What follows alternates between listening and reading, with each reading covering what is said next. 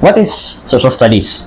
Social studies is basically pedagogization, meaning the transformation of the content and methods in social science and humanities to teaching. So that's social studies.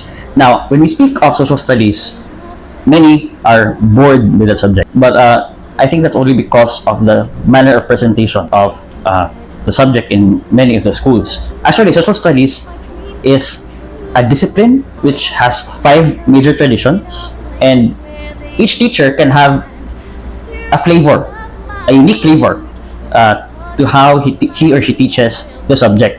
And the 5 traditions are all experienced at Holy Name University. What are these 5 major traditions in social studies? The first one is the social science tradition, wherein you will be exposed to the different branches of social science. We have economics, you have political science, you have history, you have anthropology, sociology. All these disciplines are introduced in social studies as the social science tradition. You will be, for example, trained to do field work, meaning you will go in different places, like in communities, and you will be exposed there, and you will be doing research. That's in the social science tradition. You can analyze how policies are being implemented in different LGUs. That's in the political science dimension of social science. That's the first tradition. If your interest in social studies is in these social science disciplines, then you can have it through that program of social studies.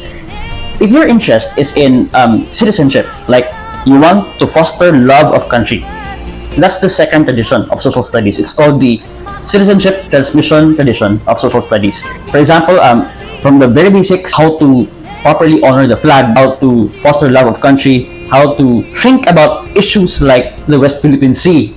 So these contentious issues are being discussed in social studies as well. Here, social studies is seen as a means by which we empower citizens to become actively engaged in social issues, social problems, to promote participatory democracy. This is the second tradition.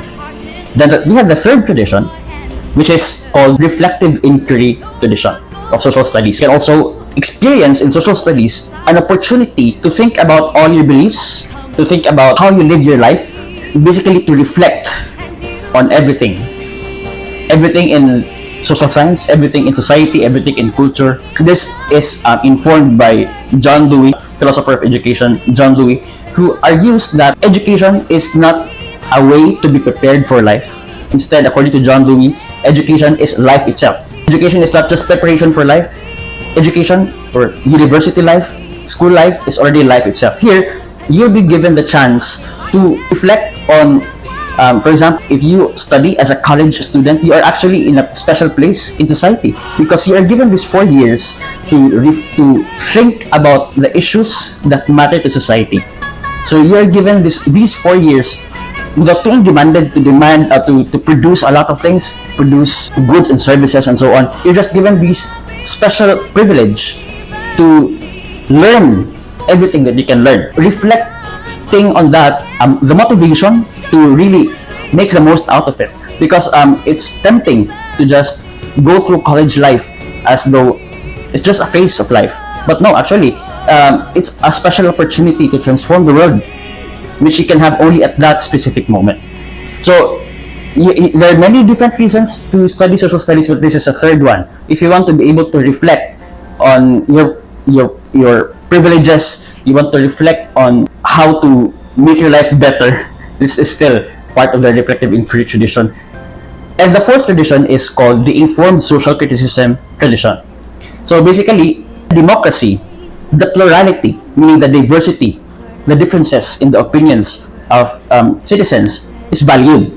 For example, it's not a monarchical society. It's not part of a monarchical or even especially a totalitarian system, wherein there has to be only one political ideology that is to be imposed by the state to all citizens. No, it's not like that. Thankfully, we are a democracy.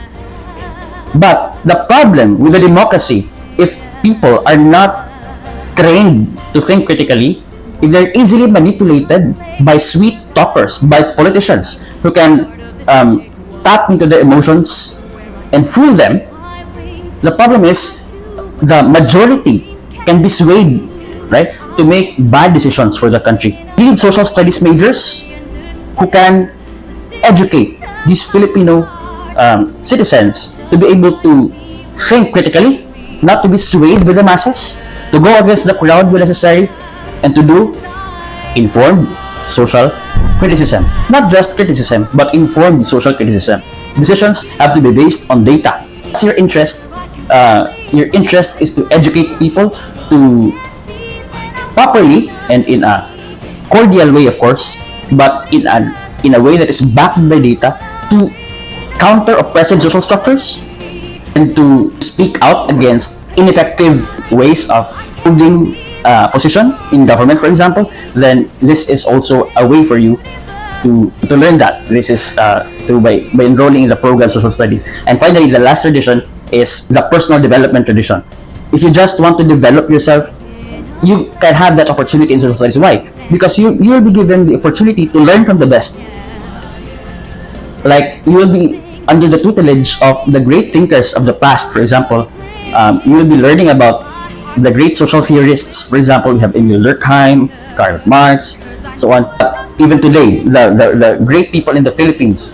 So the heroes, for example, you have Rizal, you have Bonifacio. These people have changed the course of history, and you can be like them too. So if you want to be like them, learn from them through this program. So basically, what is social studies? Again, social studies, to wrap up, is this pedagogization, meaning the transformation into a learnable format by students of two major areas: humanities, like the arts and philosophy, literature, and so on, and the social sciences. These disciplines like economics, geography, and so on.